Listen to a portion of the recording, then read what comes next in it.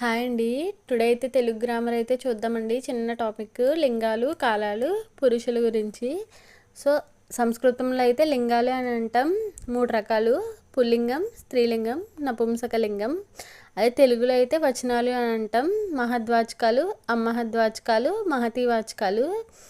So పుల్లింగం అంటే పురుషులకు సంబంధించినవి, స్త్రీలింగం అంటే స్త్రీలకు సంబంధించినవి, నపుంసకలింగం అంటే అక్షరంతో అంతమయ్యేవన్నీ నపుంసకలింగంలోకి వస్తాయి.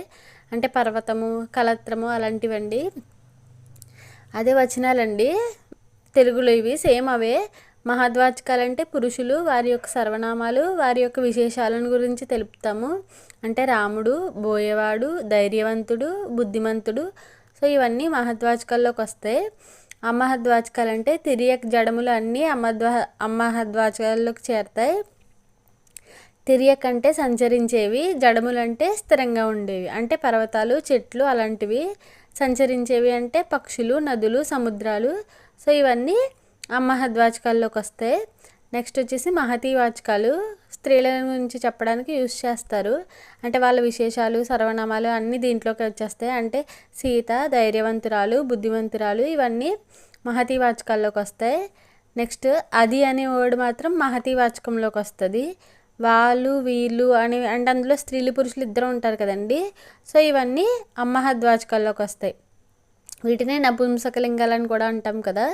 సో ఇవి చూసుకోండి. నెక్స్ట్ వచ్చేసి కాలాలు. ఇవి అందరికీ తెలిసినవే, జస్ట్ ఏదో ఒక రివైజ్ కోసం అంతే.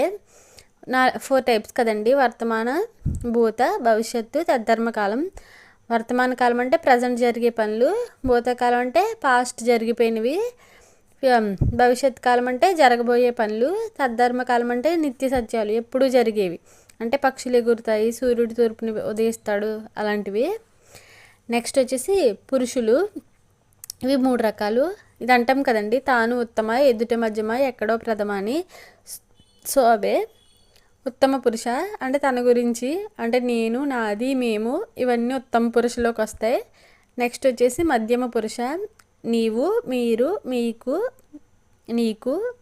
నెక్స్ట్ ప్రథమ పురుష అంటే ఎక్కడో ఉన్న వ్యక్తుల గురించి, అతడు, ఆమె, తాను, వాడు, అలాంటివన్నీ ప్రథమ పురుషులోకి వస్తాయండి. అంతేనండి. Thank you.